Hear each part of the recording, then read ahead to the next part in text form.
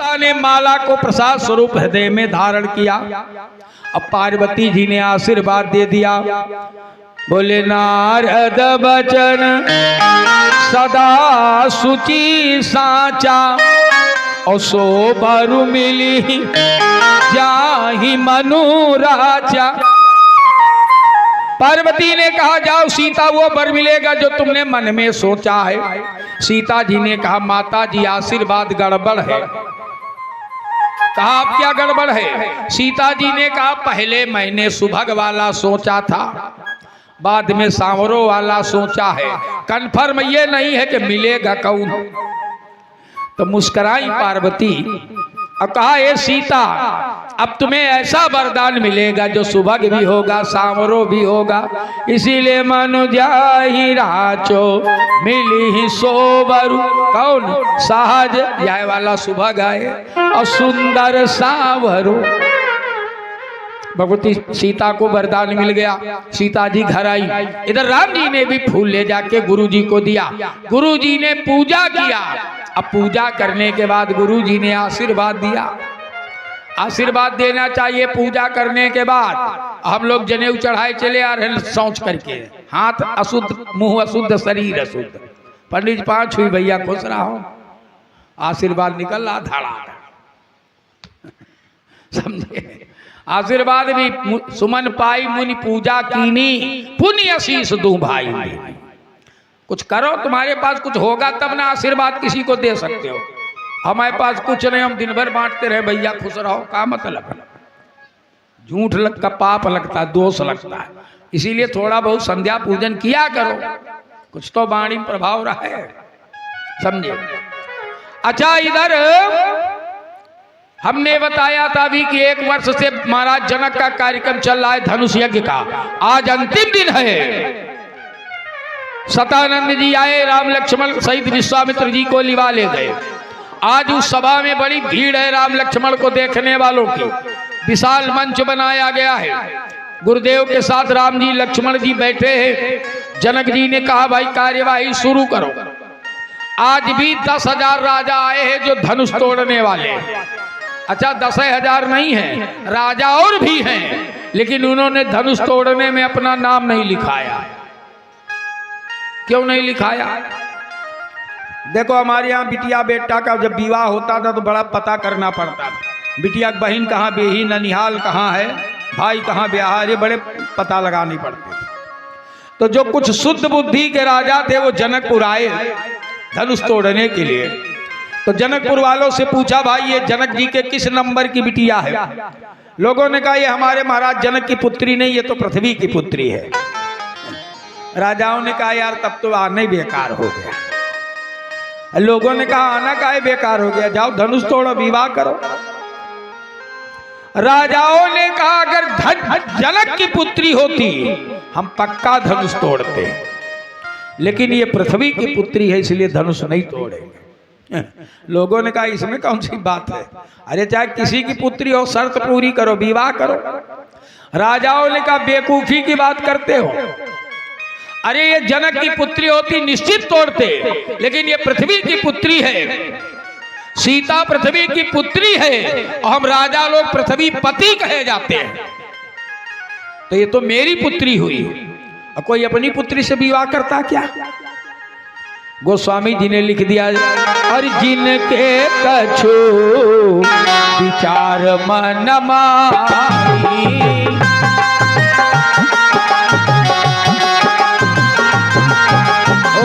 जिनके कछु विचार मन माही,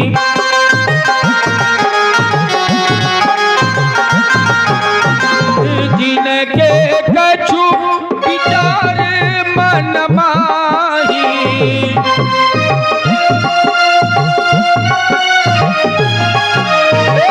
चाप समीप महीप न जाही,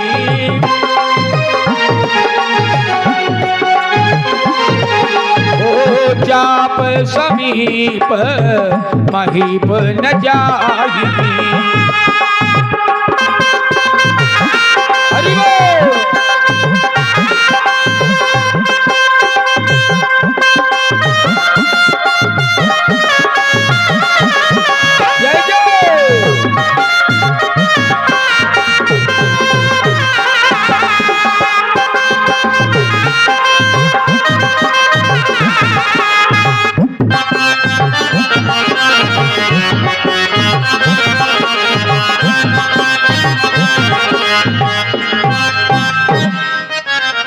जिनके कछु विचार मन माही, उचाप समीप महीप न जाही। ये 10,000 राजा अलग से बैठे हुए थे धनुष तोड़ने वालों की पंक्ति में। 1 साल के संकल्प का आज अंतिम दिन है। जनक जी ने अपने सेवकों से कहा जाओ सेवकों, आज भी मेरा प्रण राजाओं को सुनाओ। सेवक लोग आए, कहा ये राजा लोगों, ये भगवान शिव का धनुष है, जो इसको उठाकर तोड़ देगा उसके साथ सीता का विवाह होगा। लेकिन मैं आपसे कहता हूं इस धनुष को मत तोड़ना। जनक ने सेवक से कहा क्या बोल रहे हो?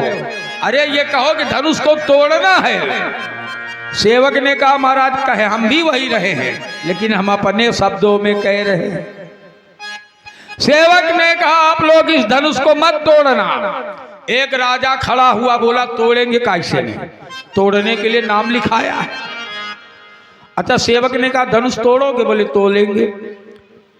सेवक ने कहा राजा तुम्हारे अंदर कितना बल है जानते हो? राजा ने कहा कभी नहीं तौला। सेवक ने कहा मैं बताऊं? राजा ने कहा बताओ। तो उसने कहा नृप भुज बल विधु। ए राजा, तुम्हारी भुजाओं का बल चंद्रमा है। राजा ने कहा अगर हमारी भुजाओं का बल चंद्रमा है तो हम जरूर धनुष तोड़ेंगे। सेवक ने कहा लेकिन इस धनुष का बल कितना है जानते हो? बोले नहीं जानते। सेवक ने कहा मैं बताऊं? बोले बताओ। बोले नृप भुज बल विधु। ये राजा अगर तुम्हारी भुजा का बल चंद्रमा है तो ये शिव धनु राहु, ये शिव जी का धनुष राहु है।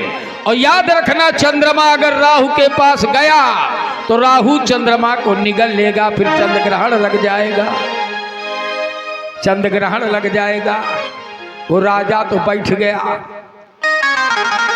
एक जुआरी माइंड का राजा खड़ा हुआ, उसने कहा धनुष तोड़ेंगे। सेवक ने कहा धनुष तोड़ोगे क्या मिलेगा जानते हो? बोले हाँ सीता से विवाह होगा। सेवक ने कहा बेवकूफ हो, अगर धनुष तोड़ दिया तो तुमको 3 चीजें मिलेंगी। राजा ने कहा 3 चीजें मिलेंगी? बोले हाँ। तब तो राजा ने कहा हम पक्का धनुष तोड़ेंगे। ये सेवक क्या मिलेगा? बोले कुंवारी मनोहरी विजय बड़ी और कीर्ति अति कमनीय। कुंवारी मनोहरी सीता मिलेंगी, विजय बड़ी बहुत बड़े विजयी माने जाओगे, और कीर्ति अति कमनीय 3 चीजें मिलेंगी। राजा ने कहा तब तो हम धनुष तोड़ेंगे। सेवक ने कहा लेकिन एक बात और याद रखो, अगर नहीं टूटा तो 3 चीजें तुम्हारी चली भी जाएंगी। अगर तोड़ने से 3 चीजें मिल रही हैं तो याद रखना अगर धनुष नहीं टूटा तो कीर्ति विजय और वीरता भारी चले चाप कर बर बसहारी। कीर्ति विजय और वीरता 3 चली भी जाएंगी। वो भी बैठ गया। एक इंजीनियर माइंड का राजा खड़ा हुआ। अच्छा एक और निवेदन करें, राजाओं के आराध्य देवता कौन होते हैं जानते हो? किसी भी राजा के आराध्य देवता शंकर जी। सबके राजा, कोई भी राजा हो, चाहे वो दैत्य हो, चाहे मनुष्य हो, चाहे देवता हो, सबके आराध्य शंकर जी। अब यहाँ 10,000 राजा बैठे हैं और 10 के 10,000 राजाओं के आराध्य शंकर जी। और हर राजा अपने गुरु जी से कह रहा गुरु जी ऐसे न टूटे, अगर ऐसे टूट गया हमारा नंबर है ना। अब शंकर जी के सामने समस्या 10,000। अच्छा मैं इतने लोग में कह दो गुरु जी हमारे मन के करो, तो हम इतने लोगों के मन की कहाँ कर पाएंगे? शंकर जी के सामने समस्या, अब किस चेला से तोड़वावे धनुष? तो शंकर जी ने कहा हम धनुष पकड़े बैठे रहेंगे, उठबई नहीं करेंगे। तो वो इंजीनियर माइंड का राजा खड़ा हुआ, उसने सोचा धनुष में क्या टेक्नोलॉजी है, उठ नहीं रहा। तो तमा की तमा के खड़ा हुआ इधर उधर झांका और जब अंदर नीचे देखा तो शिव धनु धरही। शंकर जी पकड़े बैठे। अब शंकर के सामने समस्या 10,000 रुपये किससे तोड़वा में। बोले तमकी ताकी तकी और जब शिव धनु धरही, परिणाम ये हुआ कि उठाई ना कोटि भांति बल कर।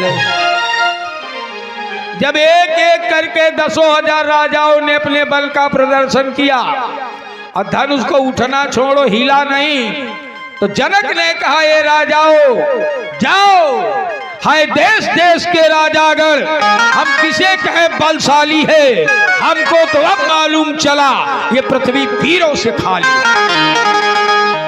एक राजा ने कहा रुको, अभी प्रयास बंद नहीं है। बगल वाले ने कहा गए तो थे उठाने, चले आए खिसिया के। उसने कहा ये राजाओं, हम 10,000 राजा मिलकर के गठबंधन बनाएंगे, इंडी गठबंधन, हम 10,000 मिलकर बनाए। दूसरे ने कहा पागल हो, अरे 10,000 राजा मिलकर अगर धनुष तोड़ दिया समस्या आएगी, विवाह किसके साथ होगा। अब वो नेता टाइप का राजा, तो उसने कहा मूर्ख तुम हो, मुख्य समस्या सीता नहीं है, मुख्य समस्या धनुष है। जैसे आज देश में मुख्य समस्या सत्ता नहीं है, मुख्य समस्या मोदी है, मोदी हटाओ। हाँ समझ। राजा ने कहा देखो, सबसे पहले हम 10,000 राजा गठबंधन बनाएंगे, मिलकर के धनुष उठाएंगे, धनुष तोड़ेंगे। जब धनुष टूट जाएगा तो 10,000 राजा अपनी अपनी तलवारें निकालेंगे, आपस में मारकाट मचाएंगे। जब 9,999 मर जाएंगे, जो एक बचेगा वही सीता को ले जाएगा। अच्छा प्रस्ताव पास। बुद्धिमान बनने के लिए बड़े बड़े इंटर कॉलेज तो डिग्री कॉलेज तो बड़े बड़े इंस्टीट्यूट हैं, मूर्खता का कोई ट्रेनिंग सेंटर नहीं है। लेकिन हर गांव में 10-15 मूर्ख ट्रेंड मिल जाएंगे। यहां भी प्रस्ताव पास। गोस्वामी जी लिख रहे हैं, अरे भूप साहस 10 ये कही 12,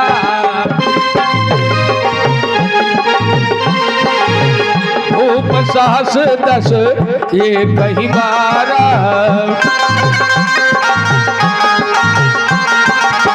भूप साहस 10 ये कही 12,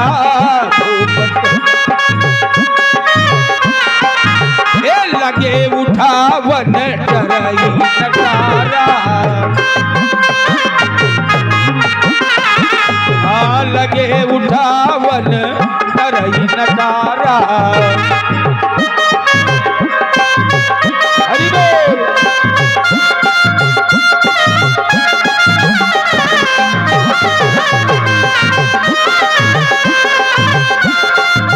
वाह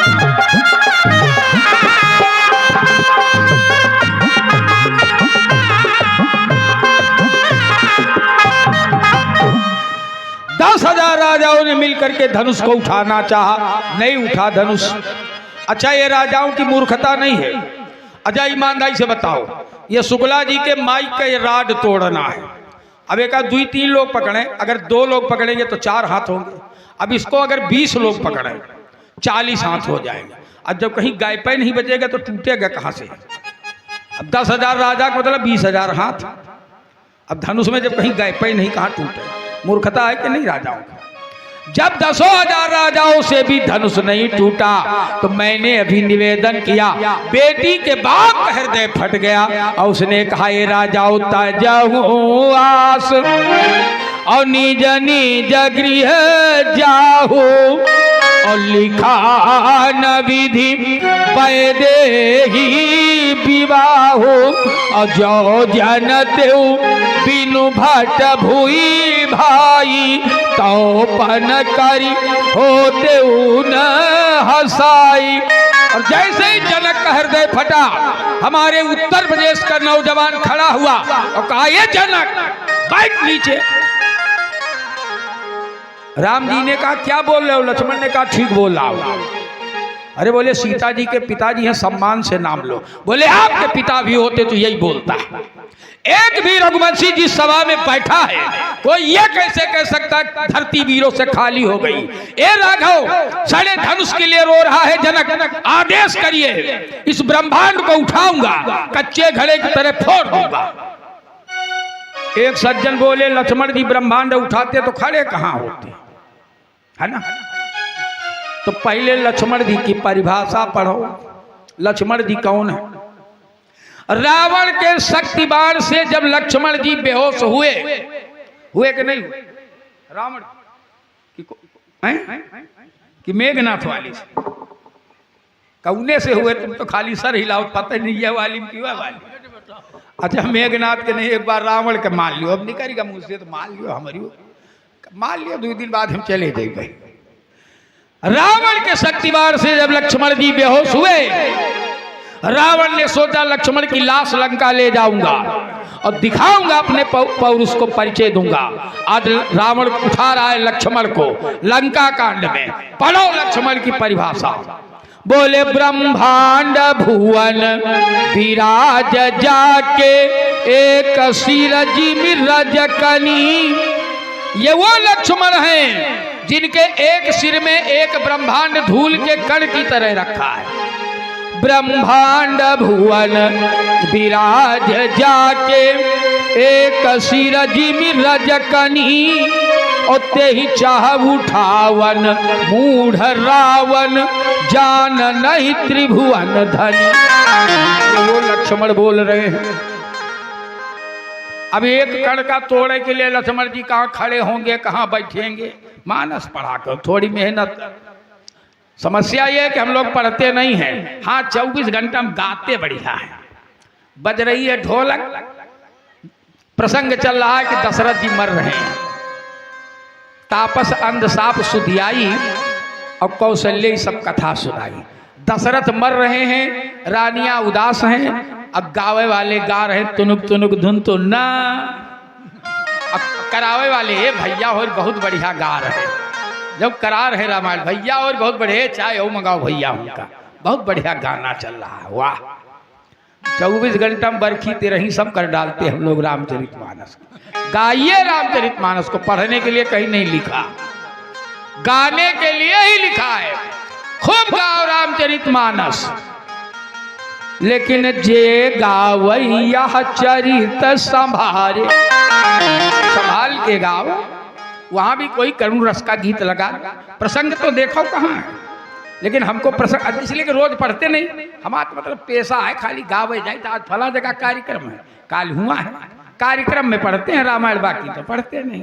तो का पता लगे दशरथ के मरम का करे चाहिए। समझ में आई बात? गाओ संभाल के। लक्ष्मण जी ने कहा ब्रह्मांड फोड़ दूंगा, काचे घट जिमदारो फोरी। अच्छा किसी ने लक्ष्मण से पूछा, लक्ष्मण ब्रह्मांड को कच्चे की घड़े की तरह फोड़ सकते हो, अब पक्का घड़ा नहीं फूटेगा।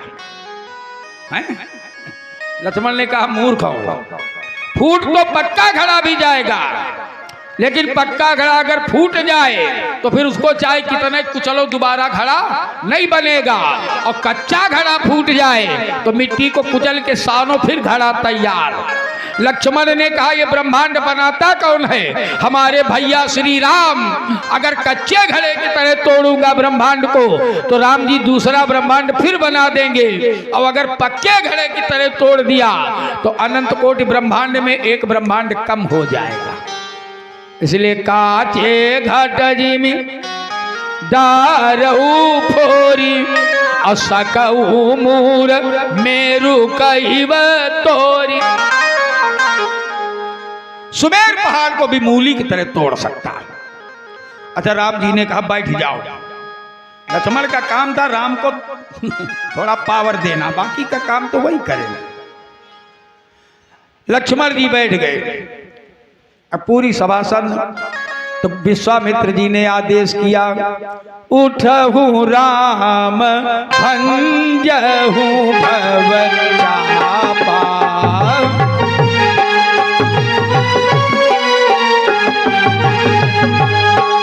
उठहु राम भंजहु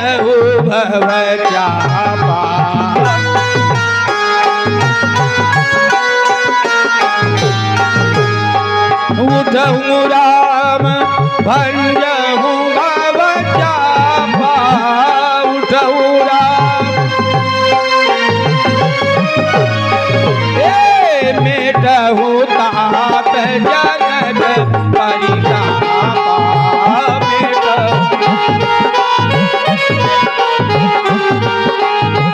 मेटहु तात जनक परितापा।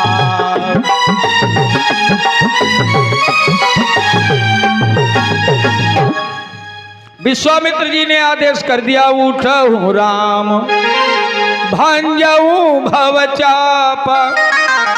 राम जी गुरुदेव को प्रणाम करके खड़े हुए और जैसे ही राम जी खड़े हुए जनक जी रोने लगे। जनक जी रोने लगे। विश्वामित्र ने कहा, रे जनक क्यों रो रहे हो? कहा, गुरु जी इन बच्चों को बैठाओ। कहा, क्यों धनुष नहीं तोड़वाना है? जनक जी ने कहा, गुरु जी धनुष भले न टूटे, आपने एक चीज नहीं देखा, जिस भी राजा ने धनुष को हाथ लगाया है उसका चेहरा सूख गया है, श्रीहीन हो गया है। और ये हंसती मुस्कुराती मूर्तियां, लिखा गोस्वामी जी ने, बोले मुनिराज इन्हें हटको तो सही, चाहे प्रीति प्रतीति की थाती रहे, और प्रण की वह पूर्ति पुरे न पुरे, पर यह मूर्ति सदा मुस्काती रहे। नहीं चाहता कि ये मूर्ति भी मुस्कुराना बंद कर दे, इसलिए धनुष भले न टूटे लेकिन इनका चेहरा नहीं मुरझाना चाहिए। विश्वामित्र जी ने कहा, राजन चिंता मत करो, जाने दो। अच्छा, जिस मंच पे धनुष रखा है और जहां से राम जी बैठे हैं, यहां से चले तो मध्य में पहुंचे। जब मध्य में पहुंचे, मैया सुनैना की दृष्टि पड़ गई। मैया सुनैना की दृष्टि पड़ गई राम जी पर। मैया सुनैना रोने लगी। सुनैना जी रोने लगी। सखियों ने कहा, अरे रानी माँ क्यों रो रही हो? सुनैना जी ने कहा, अरे सखियों, हमारे महाराज जनक योगी राज कहे जाते हैं, इनकी सभा में बड़े बड़े अमलात्मा, विमलात्मा, धर्मात्मा, महात्मा होते हैं, बड़े बड़े नीतिकार बैठे हैं, और आज इस सभा में इन बच्चों से धनुष उठवा के अन्याय किया जा रहा है। जिस धनुष को रावण बाणासुर लोग नहीं उठा पाए, वो इन बच्चों से उठवाया जा रहा है। जिस धनुष को 10,000 राजा मिलकर नहीं उठा पाए, इन बच्चों से उठवाया जा रहा है। ये मूर्खता का कार्यक्रम हो रहा है और सब मौन बैठे। सखियों ने कहा, रानी मां ये देखने में छोटे हैं, छोटे नहीं हैं। ए रानी मां, सूर्य का बिंब जब सवेरे निकलता है तो छोटा होता है, लेकिन उसके उदय होते ही त्रिलोकी का अंधकार भग जाता है। ए रानी मां, छोटा सा अंकुश जब विशालकाय हाथी की कनपटी में घुसता है तो इतना विशालकाय हाथी भी सिमट के बिल्ली बन जाता है। ए रानी मां, एक अक्षर का मंत्र है जिसको ओम बोलते हैं, और 33 करोड़ देवता ब्रह्मा विष्णु शिव सब इसी के बस में हैं, इसलिए इनको छोटा मत समझना।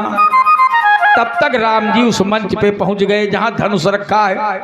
अब भगवती सीता की दृष्टि पड़ी, सीता जी की दृष्टि पड़ी। सीता जी रोने लगी। सखियों ने कहा, आप क्यों रो रही हो? अब तो तुम्हें वरदान मिला है, सावरा पति मिलेगा, अब काहे रो रही हो? सीता ने कहा, समस्या तो यही है, इनसे धनुष वनुष नहीं टूटेगा। सखियों ने कहा, तुम कैसे जानती हो? सीता ने कहा, क्षमा करना सखी, सवेरे वाटिका में जब ये फूल तोड़ रहे थे और इनका दर्शन करके मैं वापस लौट रही थी, तो एक बार इनको देखने की इच्छा से पुनः देखन मिस मृग विहग बन फिरई बहोरी बहोरी। तो सीता ने कहा, मैं जब बार बार इनको देखने की इच्छा से घूम रही थी, एक जगह मैंने देखा गुलाब के पेड़ में ये डाल झुका के फूल तोड़ रहे थे। अब फूल तोड़ने में इनको पसीना आया है। भाल तिलक और श्रम बिंदु सुहाए। श्रम बिंदु माने पसीना, तो जिनके फूल तोड़ने में पसीना आया है, ये धनुष कैसे उठेगा? अब सखियां भी परेशान। सारे नगर निवासी मना रहे हैं, हे प्रभु हमारे जितने भी पुण्य हो आप सब ले लो, पर इस राजकुमार से धनुष टूट जाए। सखियों ने कहा चलो हम लोग पार्वती जी से फिर प्रार्थना करें। तो सीता जी ने किया आवाहन, सर्वमंगल मंगल्ये शिवे सर्वार्थ साधिके शरण्ये त्र्यंबके गौरी नारायणी नमोस्तुते।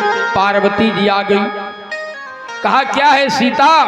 सीता ने कहा ऐरी मातु गौरी जो बंधावा चाहो मौरी। अगर चाहती हो कि तुम्हारी सीता के माथे में मौरी बांधी जाए, ऐरी मातु गौरी जो बंधावा चाहो मौरी, तो यह शंकर का धनुहा चट चूरी सो चटक जाए।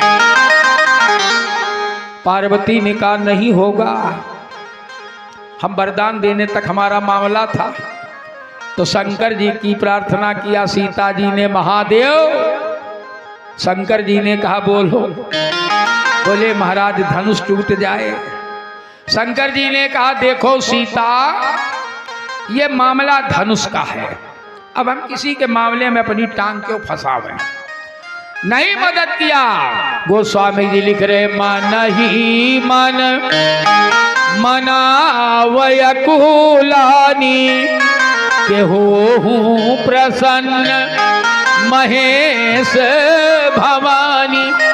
नहीं प्रसन्न हुए तो सीता जी ने सीधे गणेश जी का नंबर डायल किया, गणेश जी को नंबर लगाया। उधर से आवाज आई कृपया डायल किया नंबर जांच लें। सीता जी ने कहा भैया गणेश, ये हंसी करने का समय नहीं है।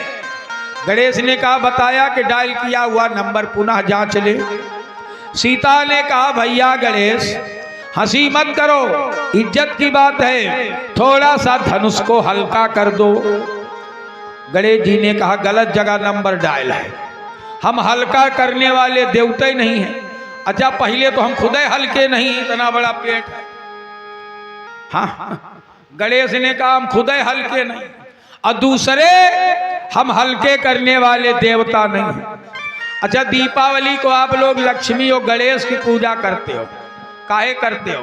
कि तिजोरी हल्की हो जाए कि भारी हो जाए? भारी हो जाए। गणेश ने कहा हम भारी करने वाले देवता हैं, हल्के करने वाले है ये नहीं।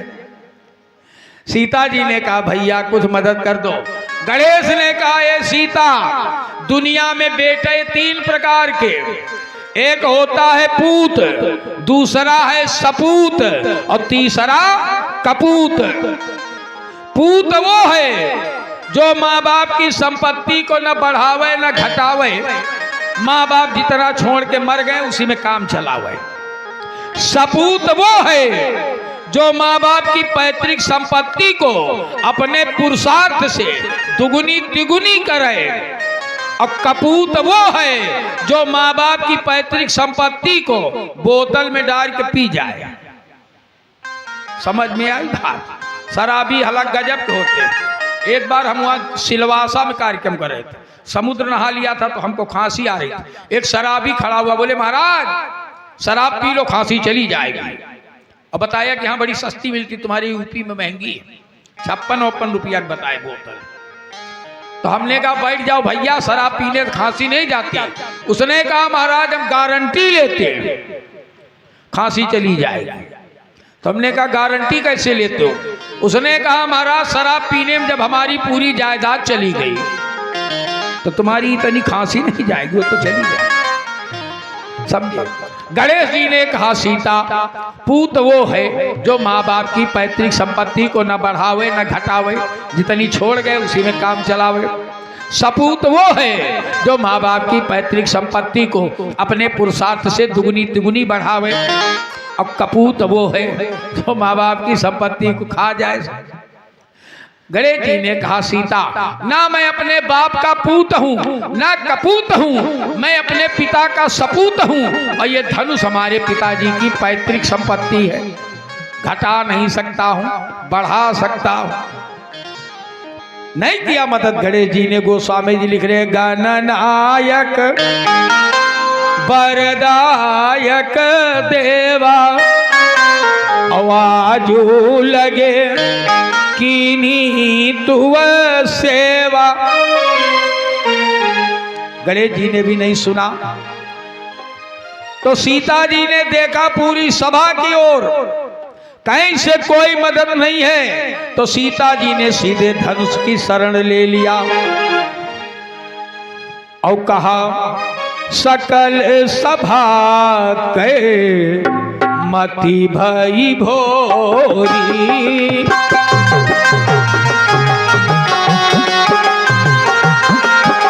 ओ सकल सभा के मति भई भोरी।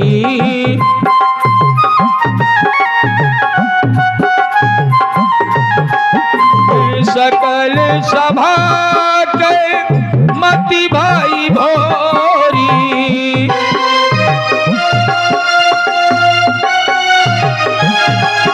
ओ सकल सभा के मति भाई भोरी।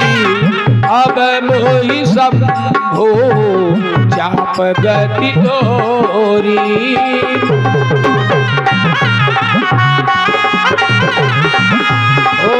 अब मोहि शंभो चाप गति तोरी।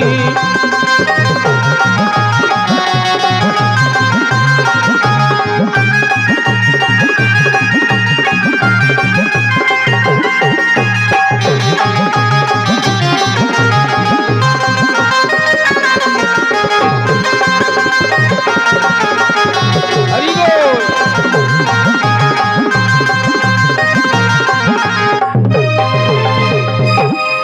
सीता जी ने कहा सकल सभा के मति भाई भोरी। और अब मोहि शंभु चाप गति तोरी। भगवती सीता सीधे धनुष की शरण में, हे धनुष अब हम तुम्हारी शरण में हैं। धनुष से आवाज आई, बोलो बिटिया सीता। सीता जी रो पड़ी, पिताजी आपने मुझे बेटी कहा। धनुष ने कहा हाँ मैंने बेटी कहा है। सीता जी ने कहा पिताजी तो क्या आप नहीं चाहते हो कि आपकी बेटी के मांग में सिंदूर भरा जाए। तो तड़प गया धनुष। ए बिटिया, दुनिया का कौन सा भागा बाप है जो ये चाहता है कि मेरी बेटी की मांग में सिंदूर ना भरा जाए। हर बाप चाहता है कि मेरी बेटी के मांग में सिंदूर भरा जाए। बोल बिटिया सीता तेरे लिए क्या कर सकता हूं। सीता ने कहा पिताजी राम के हाथों टूट जाना। धनुष ने कहा ये बिटिया आज ये बाप टूट जाएगा लेकिन बेटी कुमारी नहीं रहेगी। एक निवेदन करें, पहले धनुष लड़की वालों के यहाँ रखा था, लड़के वाले तोड़ते थे। आज वही धनुष लड़के वालों के यहाँ रखा है, लड़की वाले तोड़ते हैं। समझे? जाइए लड़का देखने, बता देते भैया सरेनी की एक पार्टी आई थी, 12 लाख दे रहे थे। अभी 12 में पेट नहीं भरा है, 14 करोड़ धनुष रखा गया, 12 लाख का तोड़ो। अरे एक जनक रोया था त्रेता में, आज हर वो जनक रो रहा है घर में बिटिया सयानी है, धन नहीं है। कितने राम लाओगे धनुष तोड़ने के लिए? अब बनाओगे दुनिया के हिंदू संगठन। किसी हिंदू की कितना भला करते हो। किस गरीब ब्राह्मण के यहाँ तुमने बेटा ब्याहा है, तब तो दहेज चाहिए, रिसेप्शन में वो वाली होटल होगी, फला के लिए वो होटल होगी। तब कहाँ चला जाता हिंदुत्व ब्राह्मणत्व? तब नहीं दिखता किसी को। फंसे तो आओ हिंदुत्व बनाओ। समझे? टूट, धनुष ने कहा टूट जाऊंगा आज, लेकिन बेटी कुंवारी नहीं रहने पाएगी। बोल बेटिया कितना हल्का बन जाऊंगा, कितना वजन उठा सकते हैं राम जी। सीता ने कहा पिताजी यही जान लो कि इनको फूल तोड़ने में पसीना आया, अब कितना वजन उठा सकते हैं। तो तुम वजन का झंझट ही छोड़ो, जैसे ही राम जी छुए तुम टूट जाना। अब वही हुआ। अरे लेत चढ़ावत खैचत गाढ़े, काहू न लखाते अब गाढ़े।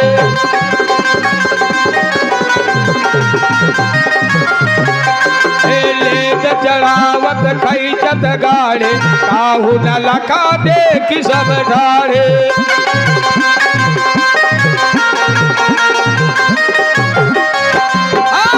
के उदामिनी जिम जब लयऊ, पुनि नभ धनु मंडल सब भयऊ।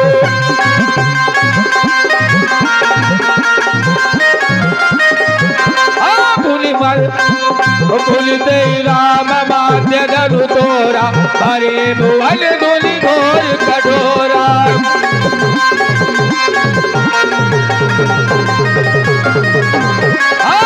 जन माध्य राम धनु तोरा, हरे भुवन धुलि घोर कठोरा।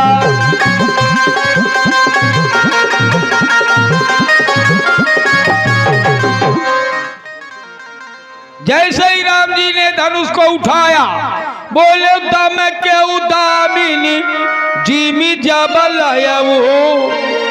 राम जी ने जैसे ही धनुष को उठाया, लगा बिजली कौंध गई। अपनी नाभ धनु मंडल सम भयऊ। ये सब हुआ, लेकिन जनकपुर वाला कोई नहीं देख पाया। लेत चढ़ावत बोले खईंचत गाढ़े, और काहू न लखा। दो टुकड़ों में धनुष पड़ा।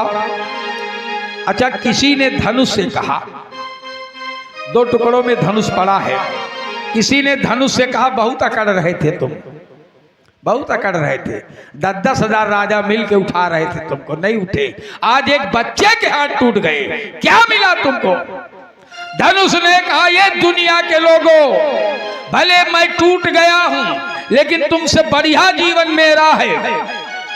अरे मैं टूट करके भी 2 परिवार जोड़ करके जा रहा हूं, और तुम तो किसी के परिवार में जुड़ते हो तो भाई भाई को तोड़ते हो। तुमसे बढ़िया मेरा जीवन है, समझे? किसी ने फिर धनुष से कहा, ये धनुष जब राम जी ने तुमको हाथ में लिया तो तुम अपने भाग्य पर इतरा रहे थे कि आज मैं राघव सरकार के हाथ में हूं, लेकिन याद रखना राम जी ने तुमको अपने हृदय से दूर कर दिया, रस्सी को हृदय से लगाया। धनुष ने कहा, ये दुनिया के लोगों, फिर भी हम तुमसे बढ़िया हैं। अरे हम भले राम के हृदय से दूर हो गए, लेकिन सीता के हृदय को राम के हृदय से जोड़ने में सफल हो गए। तुमसे बढ़िया जीवन है, जो जोड़ने का काम करे बंधनीय वो होता है। एक दिन हम दर्जी की दुकान में गए, अभी कल एक कुर्ता सिलाया, कल पहन के आएंगे। दर्जी की दुकान में गए तो देखा वो 2 रुपया की सुई टोपी में लगाए और 750 की पीतल की कैंची पैरों के पास डाले। हमने कहा, भैया ये 2 रुपए की चीज की इतनी सुरक्षा है और 750 की चीज पैरों के डाले हो। उसने कहा, पंडित जी कथा कहते हो? हमने कहा, जी हाँ। बोले, अब भी नहीं समझे? हम कहा, इसमें समझ कथा का क्या संबंध? बोले, महाराज ये कैंची है, ये काटती है, और जो समाज को काटने का काम करे उसका स्थान पैरों में ही होता है। और ये सुई है, ये जोड़ने का काम करती है, और जो जोड़ने का काम करे उसका स्थान तो सर्वोपरि ही होता है। अच्छा, किसी ने रस्सी से पूछा, ये रस्सी, धनुष टूट गया, तुम क्यों नहीं टूटी? रस्सी ने कहा, क्षमा करना, धनुष अहंकार का प्रतीक है, अकड़ रहा था। याद रखना, टूटता वही है जो अकड़ता है, और रस्सी विनम्र होती है, और जो विनम्र है उसको दुनिया की कोई ताकत तोड़ नहीं सकती, समझे? राम जी ने धनुष तोड़ दिया, सीता जी ने जयमाल डाल दिया। इधर भाई चलो, परशुराम जी आए, सब कुछ हो गया। तो जनक जी ने विश्वामित्र जी से पूछा कि महाराज, परंपरा के अनुसार तो धनुष टूटते ही विवाह हो गया, अब क्या करें? तो विश्वामित्र जी ने कहा, अरे भाई कुल रीति भी अपनानी चाहिए। देखो, वेद रीति, लोक रीति और कुल रीति, 3 रीतियां चलती है। कभी कभी शादी विवाह में झगड़ा हो जाता है, लड़का वाले का हमारी कहती है नहीं चलत, ई कहा था चलत कैसे नहीं? अरे तो मान लो हो सकता वहां ना चलता हो, तुम्हारे यहाँ चलता हो, लेकिन हम लोग नहीं मानते। इसलिए कि वेद रीति पूरे विश्व में एक है, वेद रीति पूरे विश्व में एक है, लोक रीति क्षेत्र के हिसाब से अलग अलग है, और कुल रीति हर घर की अलग है। और रीतियां तीनों करनी चाहिए किसी भी कार्यक्रम में, समझे? आज जनक जी ने पत्र भेजा दशरथ जी के यहाँ। दूत लोग पत्र लेकर के आए। अब बारात की तैयारी शुरू हुई। अच्छा देखो, बारात की तैयारी में भी किसी भी कार्यक्रम में हर व्यक्ति को हर व्यवस्था नहीं सौंपी जाती। अब किसी कंजूस आदमी को तुम भंडारा में बैठा दियो कि तुम यहाँ रोज भोजन बनवाओ, तो वो रोज सब्जी मसाला और तेल मिर्च सब बचाइए। वहाँ उस आदमी को बैठाओ जो खाने में शौकीन हो, वो अच्छा सा बनवाएगा। और जो कब वो खाबा ही नहीं वो क्या तुम बैठे हो, मामला बिगड़ जाएगा। समझे? बारात की व्यवस्था भरत जी को सौंपी गई। देखो अब तो हम केवल लड़की वालों के बल पे चलते हैं। हाँ 10 लाख गिना लिया, वो की बात तो बता दे, थोड़ा वीआईपी लोग रहेंगे। ऐसा करना, सिमरी चौराहे में एक अच्छा सा नाश्ता। अरे 10 लाख पाए हुए में 50,000 खर्च कर दियो, नहीं अब इतने बाकी होते लिए तो नाश्ता दे देना। पहले व्यवस्था भरत जी ने सोचा, अयोध्या से जनकपुर जाने में 6 नदियां पड़ती हैं, इतनी जल्दी पुल नहीं बन सकता। तो भरत जी ने श्यामकर्ण जाति के घोड़े मंगाए। श्यामकर्ण जाति के घोड़ों की व्यवस्था है कि जो जल चलहि थलहि की नाई और टाप न बूढ़ बेग अधिकाई। ये भरत जी की व्यवस्था है कि नदी पार करना तो ऐसे घोड़े ले तो पानी के ऊपर चले, ऐसे जैसे फर्श पे चले। और इधर जनक जी ने क्या किया, बोले आवत जानी भानुकुल केतु और सरिता न जनक बंधाए सेतु। जनक जी ने पुल बनवा दिया।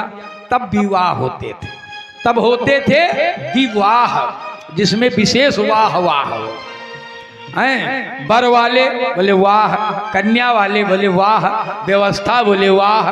तब होता था विवाह, अब होता विआह। समझे? दहेज बोले आह, व्यवस्था बोले आह, इसलिए अब विआह होता, विवाह नहीं होता है। समझे? बारात पहुंच गई।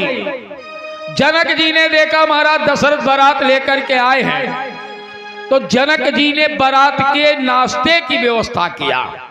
और नाश्ते में केवल 2 चीजें हैं, दही चिूरा और उपहार अपारा और भरी भरी कांवरी चले कहारा। अच्छा एक निवेदन करें, किसी भी निमंत्रण में कुछ लोग बड़े वीआईपी होते हैं।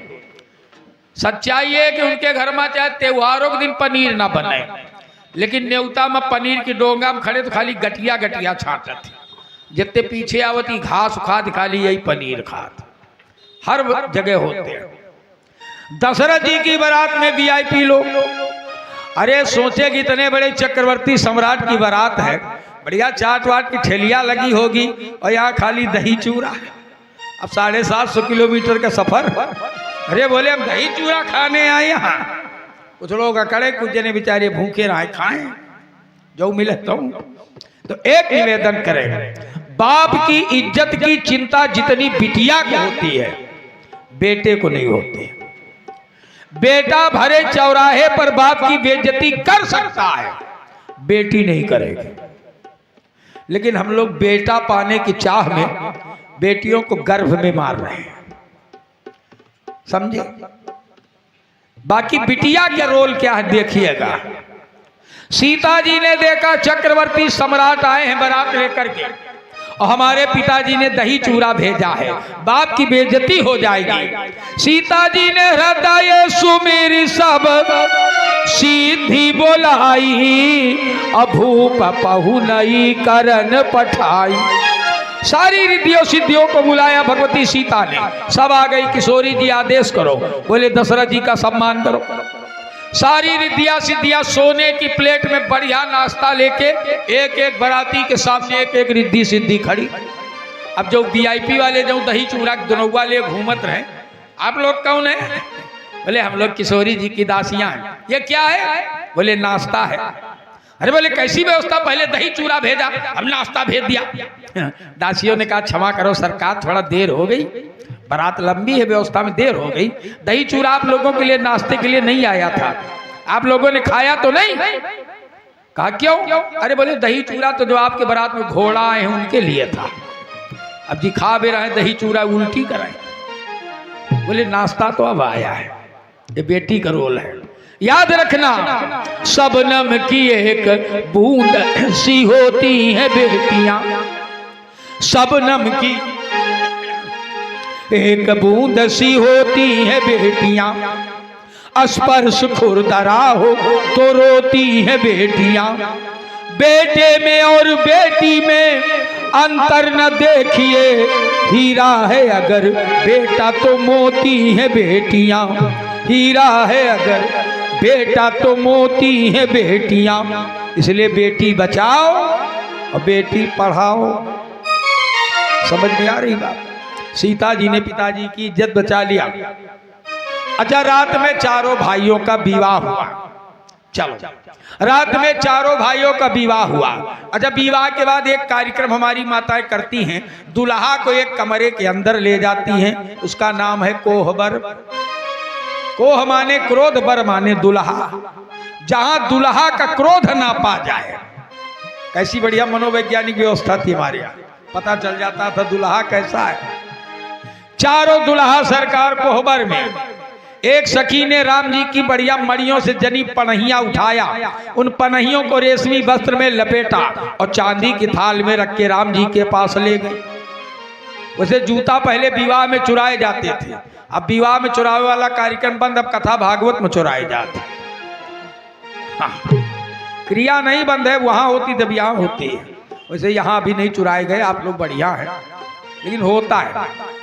तो सखियों ने राम जी से कहा, ये लल्ला, ये तुम्हारे कुल देवता हैं, इनको प्रणाम करो।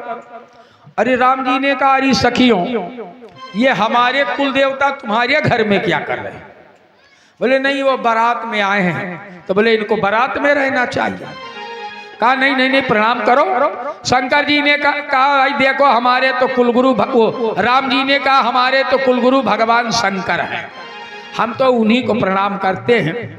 सखियों ने कहा ये दुल्हा चालाक है। बगल वाले के पास गई, बगल में भैया शत्रुघ्न बैठे थे। सखियों ने कहा लल्ला, ये तुम्हारे कुल देवता हैं, प्रणाम करो। शत्रुघ्न ने कहा, अरे सखियों, हमारे कुल देवता तो हमारे लिए हमारे बड़के भैया हैं, हम तो इन्हीं को प्रणाम करते हैं। सखियों ने कहा ये भी चालाक है। तीसरे के पास ले गई, लक्ष्मण जी के पास। लक्ष्मण जी के पास ले गई, कहा ये लल्ला, ये तुम्हारे कुल देवता, इनको प्रणाम करो। लक्ष्मण ने एक हाथ मारा, थाली बाहर गिरी। भैया के जूता चुरा के हमको बेवकूफ समझ रही हो? सखियों ने कहा यह दुल्हा बड़ा तेज है। फिर सखिया गई, पनहिया लपेट के फिर लाई। एक चौथा बैठा हुआ था साधु, भैया भरत। कल भरत चरित्र की कथा होगी, नियम से 3:30 तक आ जाना अगर सुनना है। ले हम तो सुना के चले जाएंगे, समय थोड़े रुकता है। कल होगी भरत चरित्र। भरत जी के पास सखिया लेकर के आई। सखियों ने कहा लल्ला, ये तुम्हारे कुल देवता हैं, इनको प्रणाम करो। वाह रे भैया भरत। भरत जी ने उस थाल को अपनी गोद में रखा, रेशमी वस्त्र की गांठें खोली, राम जी की रत्न जटित पनहियां, और उन पनहियों को भरत जी ने अपने सर पे रख लिया और एक बात कह दिया, अरे मोरे शरण राम मही की पनही,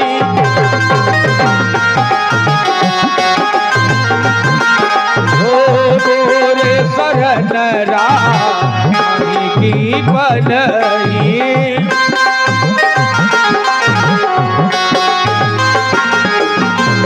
मोरे शरण राम की पनही,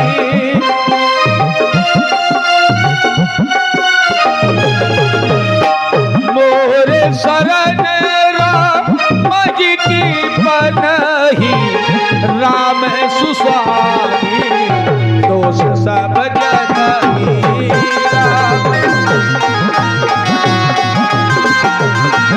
ओ राम सुस्वामी दोष सब जनही।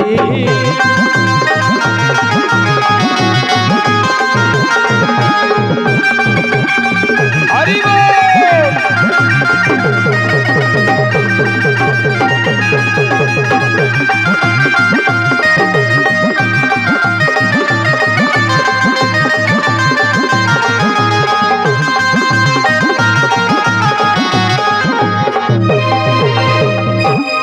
और भैया भरत ने राम जी की पनहियों को प्रणाम कर लिया।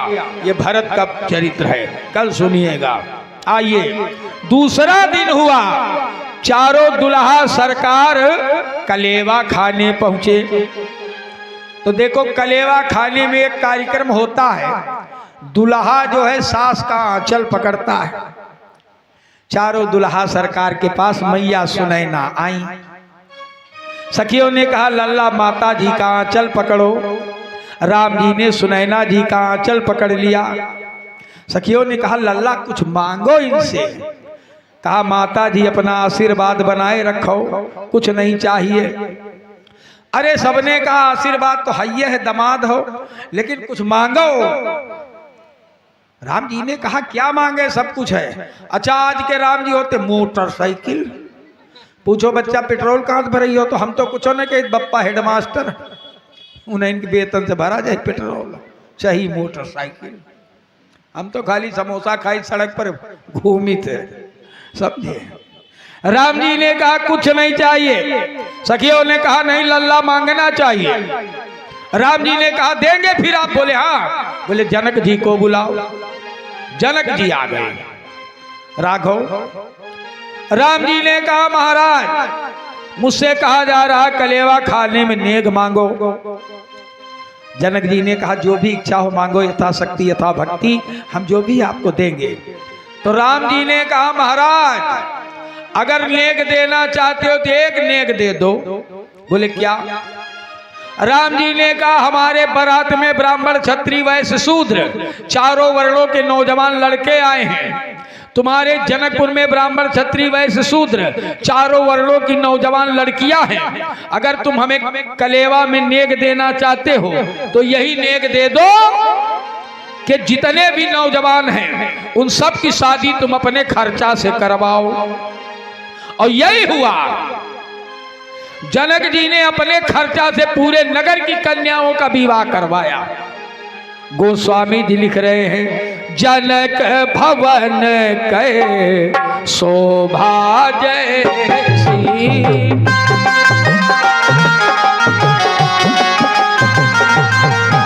ओ जनक भवन के शोभा जैसी,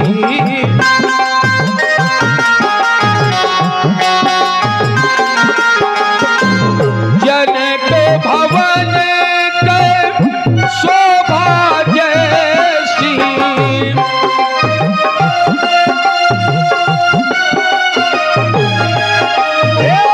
गृह गृह प्रतिपुर देखिए तैसी,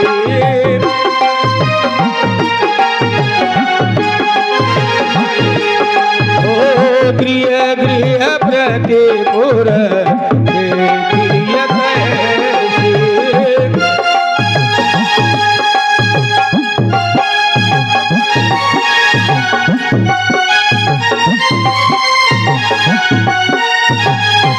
जय हो।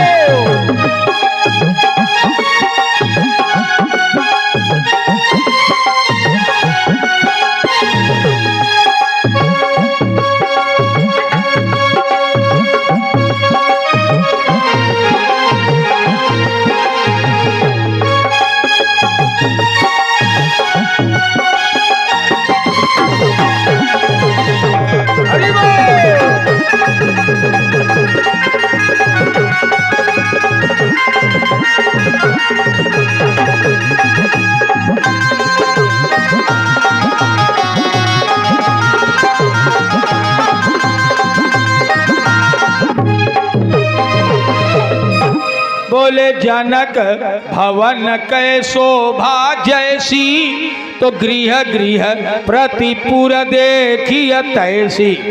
जो शोभा जनक के घर में, जनकपुर के प्रत्येक घर में वही शोभा। अगर जनक के यहाँ दुल्हा सरकार कलेवा खा रहे हैं तो जनकपुर के प्रत्येक घर में दुल्हा कलेवा खा रहा है। अच्छा, कलेवा खाने में एक और व्यवस्था।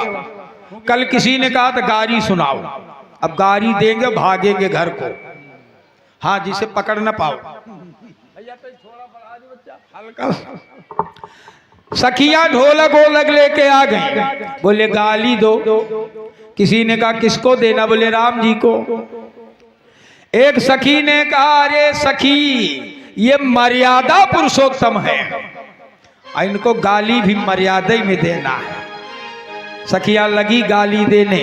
आज वाली गालियां नहीं, हमारे गोलोकवासी संत राजेश्वरानंद जी गाया करते थे। बहुत मीठी गालियां दे रही हैं सखियां, पर मर्यादा न टूटे, इसलिए कि ये मर्यादा पुरुषोत्तम है। तो सखियों ने गाली देना शुरू किया। और धरि ध्यान सुनो धनुधारी, गारी मिथिला की। धरि ध्यान सुनो धनुधारी के गारी मिथिला हे। धरि ध्यान सुनो धनुधारी, गारी मिथिला की। धरि ध्यान सुनो धनुधारी के गारी मिथिला की। हे श्री रघुबर अवध बिहारी, गारी मिथिला की। के अवध बिहारी के गारी मिथिला की। हरि बोल।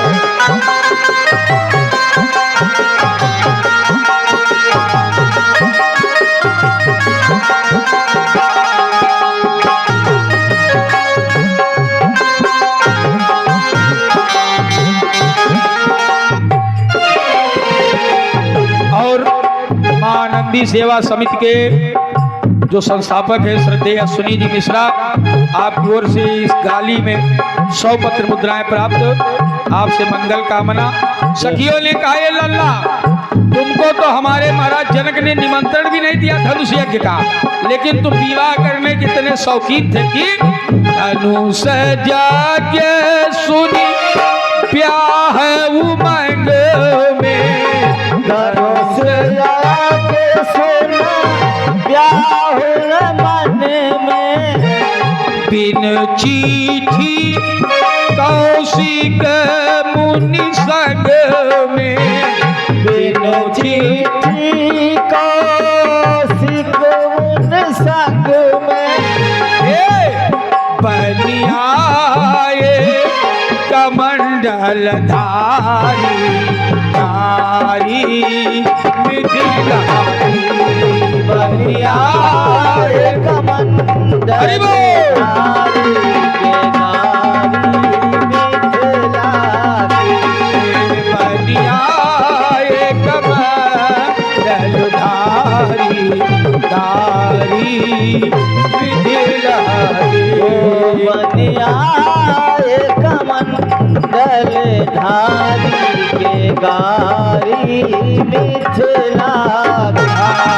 धरि ध्यान सुनो धनुधारी, गारी मिथिला की। आए कमंडल धारी के गारी मिथिला की।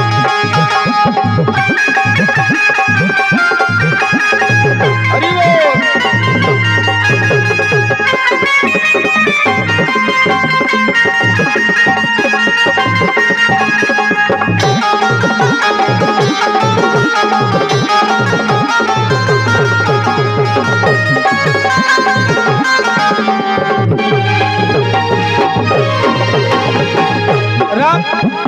लक्ष्मण जी ने कहा ये सखियों हमारे भैया ने धनुष तोड़ा है, गाली क्यों दे रही हो? सखियों ने कहा एक भी गवाही दिखाओ। लेत चढ़ावत खैचत गाढ़े काहू न लखा। जब किसी ने देखा नहीं तो गवाही कहां से? ये बिटिया की ओर से 51 पत्र मुद्राएं, मंगलमय शुभाशीष। लक्ष्मण ने कहा हमारे भैया ने धनुष तोड़ा है। सखियों ने कहा धनुष भैया ने नहीं तोड़ा, किसने तोड़ा है? तोरे धनुष गुमान न लाओ, तोरे धनुष गुमान न लायो। सिया जी की कृपा है कुशल मनाओ, सिया जी की कृपा है कुशल बनायो। क्या ये मिली जनकपुरी ससुरारी यारी मिथिला जनकपुरी ससुरारी के गारी मिथिला धरी ध्यान सुनो धनुधारी तारी मिथिला हरि ध्यान सुनो धनुधारी के गारी मिथिला। लक्ष्मण ने कहा, ये सखियों हमारे भैया ने अहिल्या का उद्धार कर दिया है। सखियों ने कहा, मैं महु मुनि की बधू सिला के मग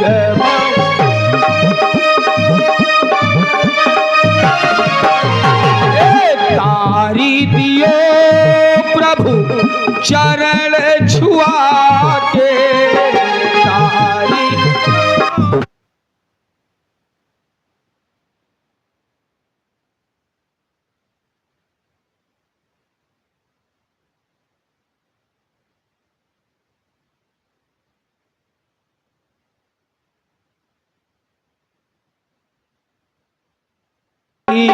मिथिला की राजकुमार हो मदारी मिथिला। धरि ध्यान सुनो धनुधारी गारी मिथिला की। हरि ध्यान सुनो धनुधारी के गारी मिथिला की। निवेदन करें